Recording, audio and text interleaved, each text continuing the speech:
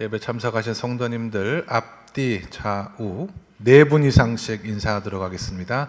잘 오셨습니다. 은혜 많이 받으세요. 이렇게 한번 인사해 주시기 바랍니다.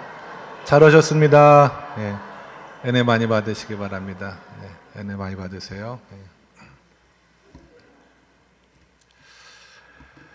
우리 예수님께서 승천하신 이후에 기독교 역사에 초석을 놓았던 위대한 지도자들이 있다라고 한다면 한 3분 정도를 꼽을 수 있을 것 같습니다. 사도 바울이 있고 사도 요한이 있고 또 사도 베드로가 있을 것 같습니다. 그런데 이분들의 메시지를 가만히 읽어보면 똑같은 복음의 말씀입니다만은 강조하는 부분에 따라서 초점이 각각 다르다라고 하는 것을 우리가 발견하거든요. 예를 들면 바울은 믿음에 관한 말씀들을 성경에 많이 기록해 놓았습니다. 반면에 사도 요한은 사랑에 관한 이야기들을 자신이 쓴 성경에 많이 기록해 놓았고요. 반면에 베드로는 소망에 관한 이야기를 성경에 많이 써놓은 것을 보게 됩니다. 왜 이렇게 기록했을까 생각해 보면 이 세 분은 각각 다른 신앙 경험을 했어요. 그러니까 예수 그리스도를 통해서 은혜를 받고 주님의 제자로 불림받은 것은 같은 것인데 그 신앙 경험이 각각 달랐거든요. 사도 바울 같은 경우는 예수 그리스도를 믿는 사람들을 핍박했던 사람이에요. 근데 그 핍박의 이유가 무엇이냐면 하나님을 향한 믿음이 너무나 강했기 때문에 오히려 예수 그리스도를 믿는 사람이 핍박했거든요. 부활하신 예수 그리스도를 다메섹에서 만난 다음에 바울이 깨달았던 것은 내가 하나님을 잘못 믿고 있었구나. 한 걸음 더 나아가서 이 잘못 믿음 때문에 하나님을 오히려 핍박하는 그런 삶을 살았구나라고 하는 깨달음이 너무나 강렬했기 때문에 바울은 그의 저작들을 통해서 항상 바른 믿음, 성도는 바른 믿음 위에 서서 신앙생활을 해야 된다라고 하는 것을 특별히 강조했던 것 같아요. 사도 요한은 여러분들도 잘 아시겠습니다만은 예수님의 제자 가운데 가장 사랑을 많이 받은 제자였거든요. 그래서 그 경험 때문에 말세를 살아가는 성도와 교회를 향해서 사도 요한은 오직 사랑만이 이 어려움을 견디고 성도로 하여금 승리의 삶을 살아갈 수 있도록 인도해 주시는 것이다. 그런 자신의 경험을 말씀을 통해서 기록해 놓았다 볼 수가 있고요. 그런 의미에서 본다면 사도 베드로가 소망에 관한 말씀을 성경에 많이 기록한 이유도 어느 정도 이해가 됩니다. 베드로는 예수님께서 잡히시던 날 밤에 예수님을 3번이나 모른다고 부인했던 사람이에요.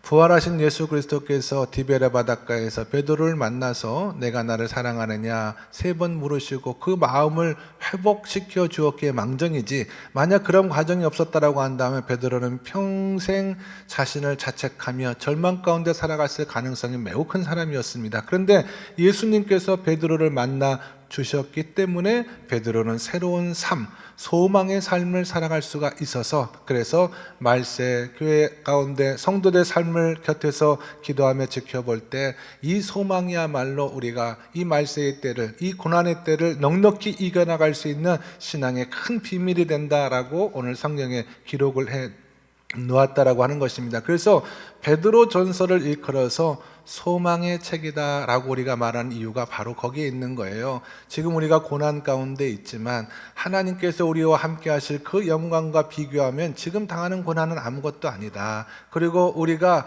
이런 고난의 때 불로 연단하면 썩어질 그런 것들을 의지하지 말고 영원히 썩어지지 않냐고 불타지 않냐는 하나님을 향한 소망을 믿음으로 삼고 살아가야 된다. 그럼 하나님 아버지께서 우리와 함께 해주실 때 우리가 잠시 고난 때문에 잠시 근심하지 않을 수는 없지만, 그러나 오히려 우리가 그 시험과 고난으로 인하여 크게 기뻐하는 결과를 얻을 수가 있다라고 성경에 기록해 놓았기 때문에 베드로 전서는 소망의 책이다, 이렇게 이야기할 수가 있다는 것입니다. 저는 바울의 믿음과 또 사도 요한의 사랑과 또 베드로의 이 소망이 오늘 예배하는 저와 여러분의 마음 심령 가운데 넘쳐서 우리도 세상을 살아갈 때 믿음의 사람이요 사랑의 사람이요 소망의 사람으로 살아갈 수 있는 은혜가 있게 되시기를 예수님의 이름으로 간절히 축원합니다.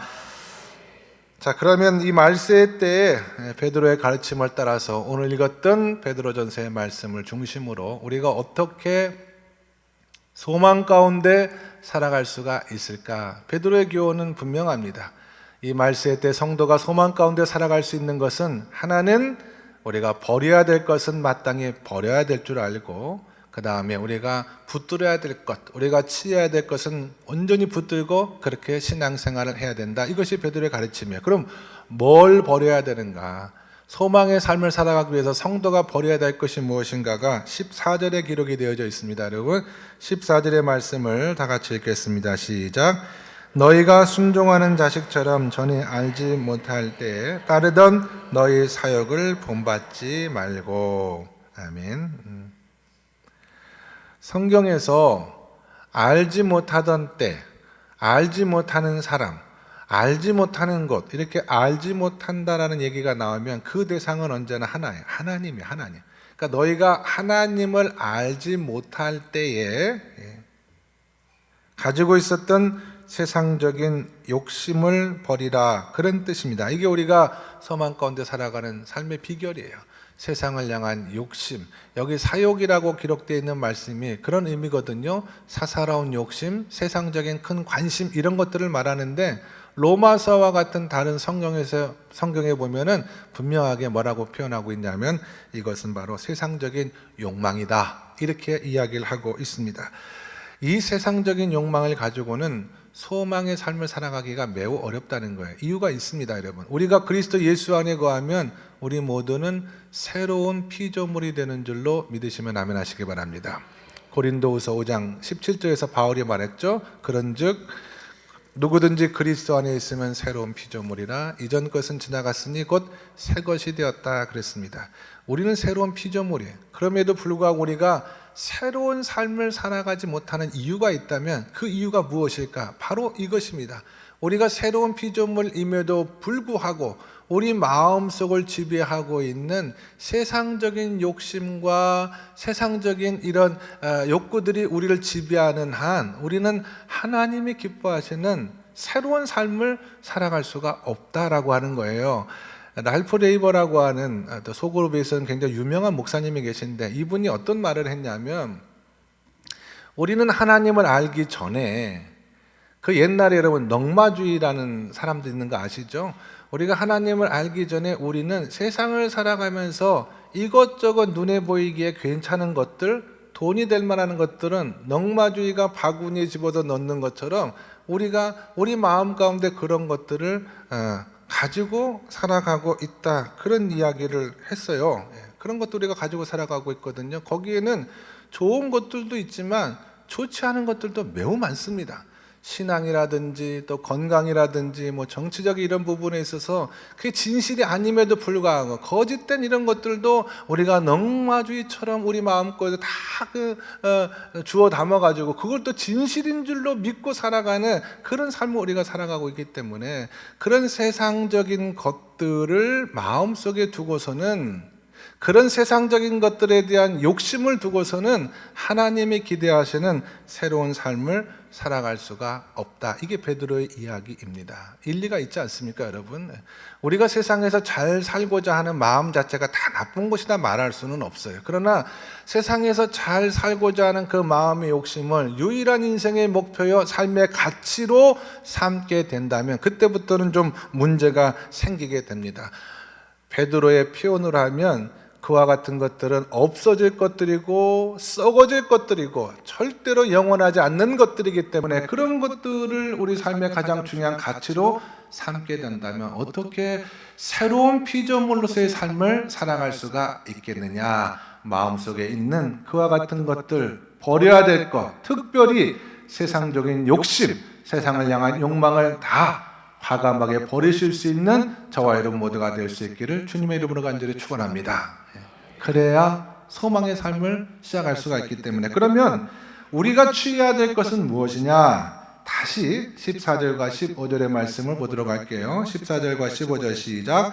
너희가 순종하는 자식처럼 전에 알지 못한 때에 따르던 너희 사역을 본받지 말고 오직 너희를 부르신 거룩한 이처럼 너희도 모든 행실에 거룩한 자가 되라. 우리가 버려야 될 것은 세상의 욕심이고요, 우리가 취해야 될 것은 거룩한 행실이야, 거룩한 삶이다라고 성경은 말하고 있죠. 거룩하다라고 하는 말은 여기서 쓰이는 의미는 그런 겁니다. 하나님을 향한 용도로 특별히 구별된 사람, 구별된 삶을 말하는 거예요. 지금 우리가 거룩하면 어떤 인격적인 것을 생각하지만 원래 성경이 쓰여질 때 거룩의 목적은 어떤 거냐면 레위기 6장 27절에 보시면 하나님께 바쳐진 고기를 일컬어서 이 사람들은 뭐라고 불렀냐면 거룩한 고기다 그랬거든요. 아니 무슨 고기에 인격이 있습니까? 고기가 뭐가 거룩해요? 고기가 거룩하다고 하는 이유는 다른 것이 아니에요. 그 고기가 다른 목적이 아니라 하나님에게 드려지는 목적으로 구별이 되었기 때문에 그 고기를 일컬어서 거룩한 고기다라고 이야기하는 것이거든요. 우리를 불러서 세상 사람들은 성도라고 부르거든요. 거룩한 물이라고 이렇게 얘기를 해요. 왜 우리를 거룩한 물이라고 부르느냐? 우리는 하나님의 목적을 따라서 하나님께 쓰임받기 위하여 세상에서 건진받은, 세상에서 하나님께서 택하여 불러 세우신 사람들이기 때문에 우리가 하나님에게 드려진 삶을 살아가는 자들로서의 의미로 거룩한 백성이다라고 부르는 것입니다. 우리가 그렇게 거룩한 백성이 되었다라고 한다면 그 다음에는 거룩한 삶을 살아가는 것이 마땅해요? 마땅하지 않아요? 마땅하죠. 우리는 거룩한 삶을 살아가야 돼. 하나님께 구별된 삶을 살아가야 되는데 이와 반대되는 삶이 어떤 삶이냐? 세상에서 성공하고 세상에서 원하는 것을 다 이루고 세상 속에서 이루어지는 모든 것들을 사랑하고 사모하는 그런 마음들이 우리의 반대편에 있기 때문에 그런 것들을 사모하고 의지하고 바라고 원할 때 거룩한 삶을 살아가기가 어렵기 때문에 그런 세상적인 욕심을 어떻게 해라? 버려라. 그리고 우리가 무엇을 붙들어야 된다? 하나님의 거룩한 사람답게, 거룩한 백성답게 하나님의 목적을 붙들고 살아가야 된다라고 하는 것이 베드로의 두 번째 가르침입니다. 근데 왜 우리가 거룩한 하나님의 백성으로 불림을 받았음에도 불구하고 이 신앙의 삶에서 실패하는가? 왜 실패하는가? 한두 가지 이유가 있지 않겠습니까, 여러분? 가장 크게는 남들과 달라지는 것을 우리 스스로가 두려워하고 또 베드로가 말한 없어질 것, 썩어질 것, 영원한 것들을 여전히 사모하는 마음이 우리 가운데 있고 이것에 마음을 두고 있기 때문에 그래서 하나님이 기대하는 삶을 살아가지 못한다. 이것이 솔직한 고백이 아닐까 싶습니다. 우리가 정말 천국의 소망을 두고 이 땅에서 나그네 삶을 산다라고 한다면 우리는 과감하게 세상과는 다른 삶을 살아가야 되는 하나님의 백성이 되는 줄로 믿으시면 아멘 하시기 바랍니다. 예를 들면 세상에서 성공하기 위해서는 일단 성공을 위한 자격을 갖춰야 되고요. 사람들을 경쟁 대상으로 봐야 됩니다. 그렇게 낭만적으로 사람들과 뭐 같이 하려고 하면은 도태되기 일수이기 때문에 무조건 사람들은 내 경쟁 상대고 할 수만 있다면 모든 수단과 방법을 통하여 상대를 딛고 일어서야지 비로소 세상에서 말하는 성공이라는 것을 거둘 수가 있다 이 말이에요. 이게 세상적인 가치가 아니고 세상적인 삶의 방식이라고 한다면 누가복음 14장 11절에서 예수님은 우리는 그렇게 살면 안 된다고 그랬거든요. 예수님 뭐라고 말씀하셨냐면 세상에서 높아지기를 원하는 마음이 있다면 너희가 낮은 마음을 갖고 낮은 자리로 나아가야 된다. 누구든지 자기를 높이면 낮아지고 자기를 낮추면 높아질 것이다 라는 말씀을 했어요. 그럼 성도들은 세상에서 남을 누르고 어떻게든지 경쟁하여 내가 성공하는 삶을 살아가는 그런 목적을 가지고 살아가면 안 된다라고 하는 것입니다. 우리는 할 수만 있다면 낮은 자리에 거하고 할 수만 있다면 다른 사람들이 성공할 수 있도록 돕고 섬기는 삶을 살아가면 그때 하나님께서 높여주시는 삶을 살아가는 것이 이게 성도들의 삶이지 어떻게 예수를 믿는다라고 하면서 세상 사람들과 똑같은 사고방식과 똑같은 생활방식을 가지고 그렇게 하나님을 믿을 수가 있겠느냐 이 이야기를 하고 있는 것입니다. 이 세상은 잘못된 가치관에 세워졌기 때문에 잘못된 생활 방식을 근거로 해서 살아가게 되어져 있습니다. 그러나 우리는 하나님을 믿는 사람이요 하나님의 진리에 기초한 세계관을 가지고 있는 사람이기 때문에 하나님의 말씀대로의 삶을 살아가야 되는데 때때로 세상을 살다 보면 이것이 정면으로 충돌될 때가 많다는 거예요. 그럴 때는 우리가 어떤 길을 걸어가야 되느냐? 당연히 하나님이 말씀하신 길을 따라 걸어가야 된다라고 하는데, 여전히 우리 마음속에는 세상의 두고운 것들을 바라보면서 짠한 마음이 있는 거예요. 그런 마음을 가지고 어떻게 하나님 앞에 온전한 신앙생활을 할 수가 있겠느냐. 세상 사람들은 다 저 길로 가는데 나 혼자 이쪽 길로 간다? 이게 쉽지 않다는 겁니다. 또 세상이라고 하는 것이 어떤 속성이 있냐면요, 다른 것에 대한 거부감을 갖고 있기 때문에 우리가 자기들과 다른 삶을 살아갈 것 같으면 주는 거 없이 우리를 미워합니다. 그래서 왕따를 시키고 그러는 거예요. 저는 친구가 저한테 그런 얘기를 하더라고요. 고등학교 때 교회에서 같이 자란 친구인데 저에게 술 맛을 모르면 어떻게 인생을 알 수가 있으며 목사가 인생을 모르면 어떻게 목회를 할 수가 있느냐, 그런 얘기를 하더라고요. 저는 목사이기 때문에 한 귀로 듣고 흘려버리면 그만입니다만은, 우리 성도님들은 세상 속에 살아가야 되잖아요.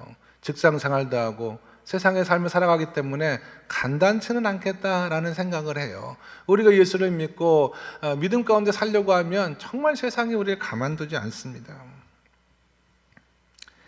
그래서 베드로 사도도 오늘 1장 13절에서 뭐라고 했냐면, 그러므로 너희 마음의 허리를 동이고 근신하라고 그랬어요.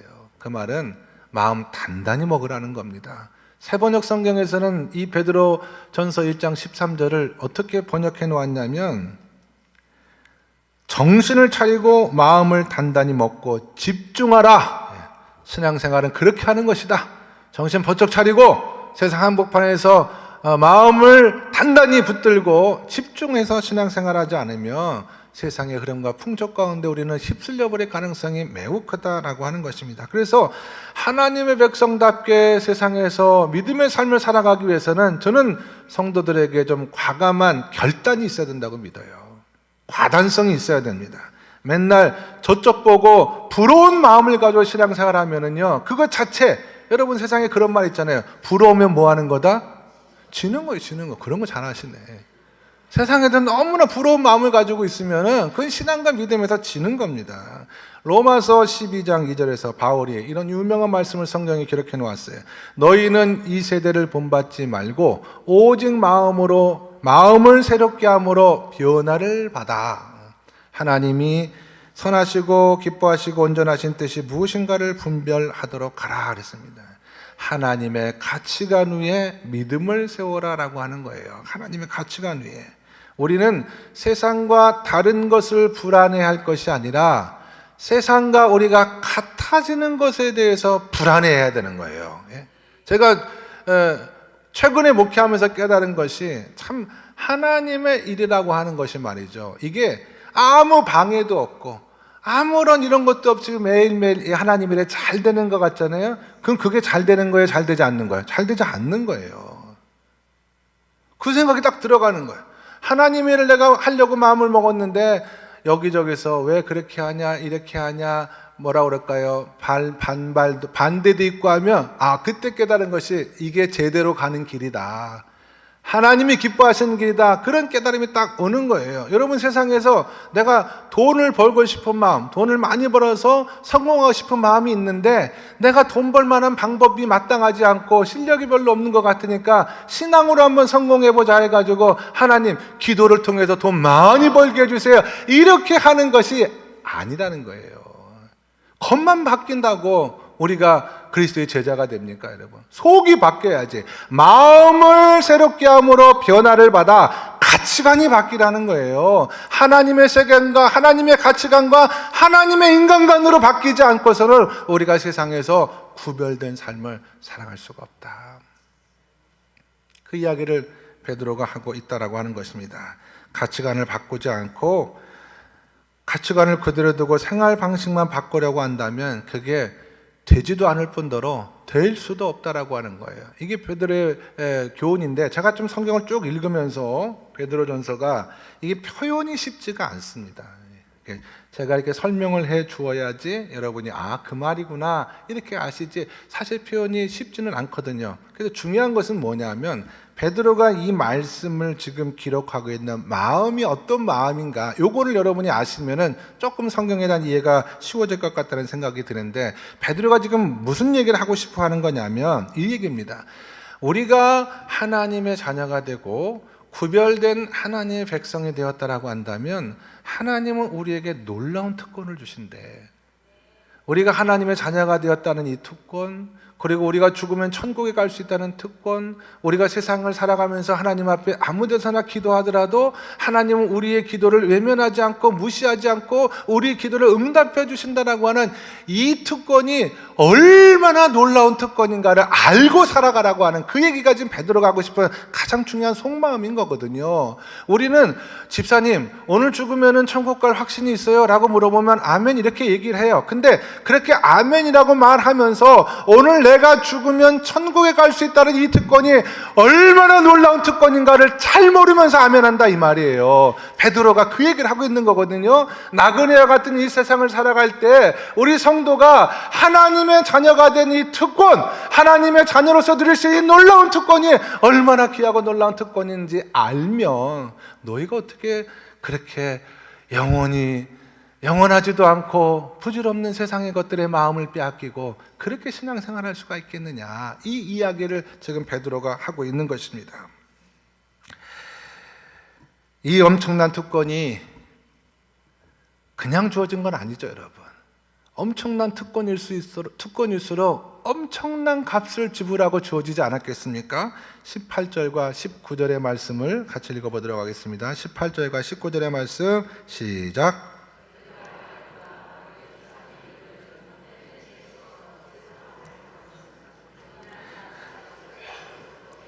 오직 흠없고 점없는 어린 양 같은 그리스도의 보배로운 피로 된 것이라. 아멘. 우리가 이 특권을 누릴 수 있도록 하시기 위하여 하나님이신 예수 그리스도께서 피값을 지불했다라고 하는 거예요. 자기의 목숨을 대신 바쳐주었다. 엄청난 대가를 지불하고 얻은 특권이기 때문에 여러분 이 특권을 마음속 깊이 간직하고 은이나 금 같은 것으로는 환산할 수도 없는 엄청난 하나님의 자녀의 특권을 마음속에 간직하고 신앙과 믿음의 삶을 구별되어 건강하게 살아가길 원한다. 그것이 바로 경건하게 살아가길 원한다는 것이 바로 베드로의 설교의 핵심입니다. 사람들은 누구나 귀한 값을 지불하고 얻은 특권을 소중하게 생각해요. 어떻게 하면 그 특권을 다 누릴 수 있을까 애를 씁니다. 쉬운 예를 들면 제가 전에 성지순례를 다녀온 적이 있었어요. 성지순례를 가서 애굽 땅에서 시작하여 광야를 지나서 이스라엘 땅 구석구석을 여행하는 한 열흘 남짓한 그런 일정이었는데요. 굉장히 빡빡했습니다.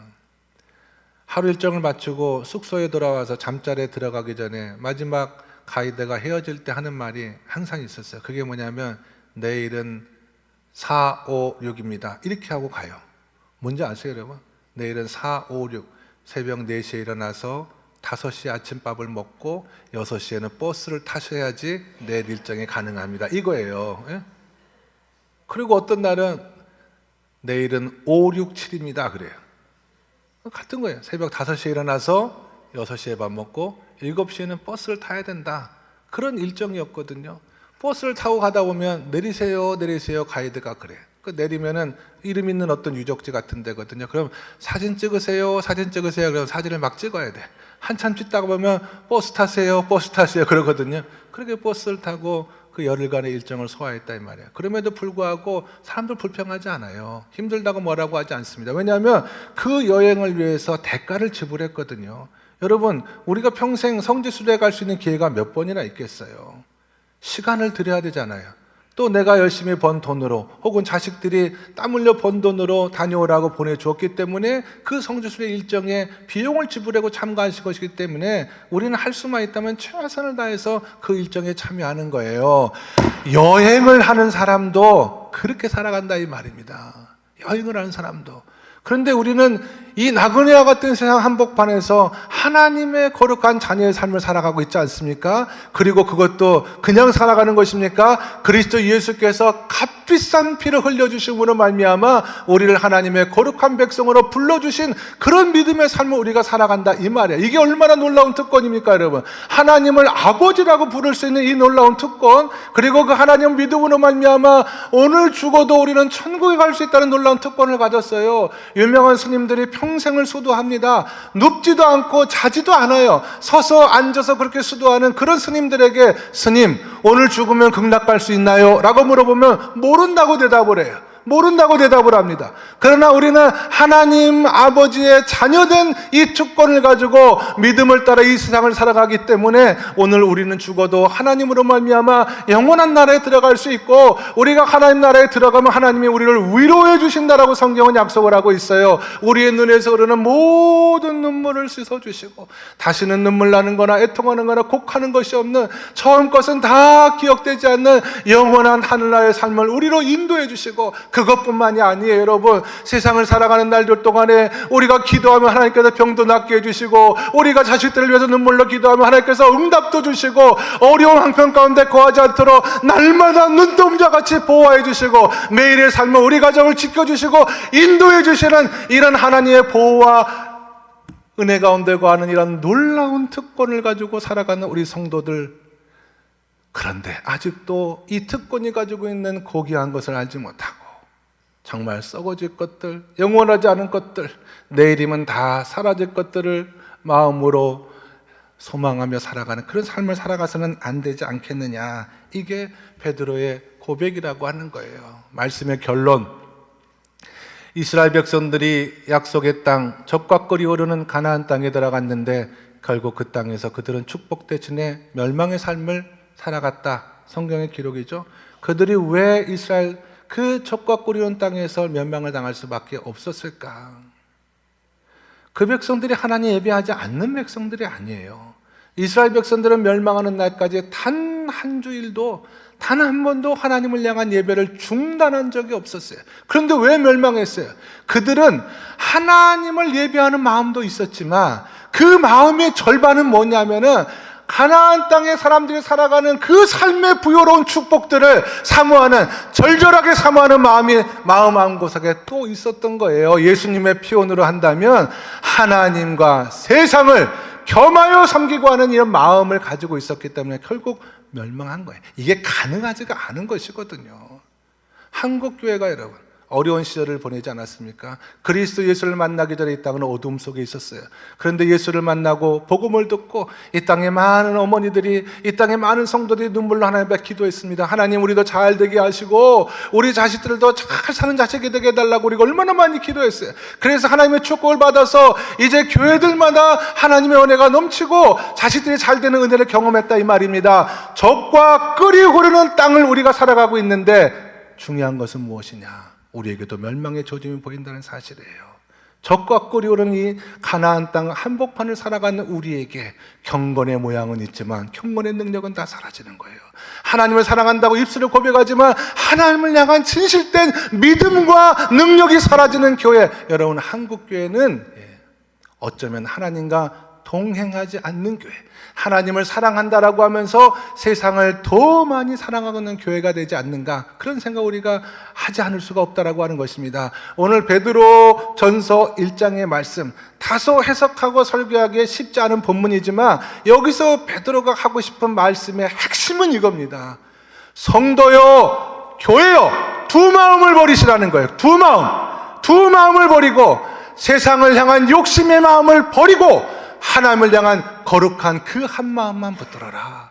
우리가 이제 예배를 드리고 세상에 나갔을 때 우리가 만나는 모든 사람들, 세상에서 살아가는 하루하루의 삶을 통해서 우리에게 있을 두 마음을 버리라는 거예요. 한 마음만 붙들라는 거예요. 세상을 향한 욕심, 세상을 향한 정욕, 세상을 향한 부러움, 이런 것에 마음 뺏기지 말고 하나님의 구별된 백성답게 거룩한 삶을 사모하시고 그 거룩한 삶을 붙들고 살아가는 성도가 되어야 된다. 이것이 바로 오늘 말씀을 통해서 주시는 베드로의 은혜입니다. 우리 성도님들, 우리 양림교회가 세상에서 이 두 마음을 버리고 하나님을 향한 오직 한 마음을 붙들고 거룩하고 경건한 백성의 삶을 믿음으로 살아가실 수 있는 저와 여러분 모두가 다 될 수 있기를 예수님의 이름으로 간절히 축원합니다. 기도하시겠습니다. 하나님, 세상을 향한 탐욕을 버리고 하나님을 향한 거룩한 마음 하나만을 붙들고 깊어가는 사순절 십자가를 바라보며 주님 앞에 동행하는 저희 모두가 될 수 있도록, 우리 양림교회가 될 수 있도록 인도하여 주시옵소서. 예수 그리스도 이름 받들어 기도드리옵나이다. 아멘.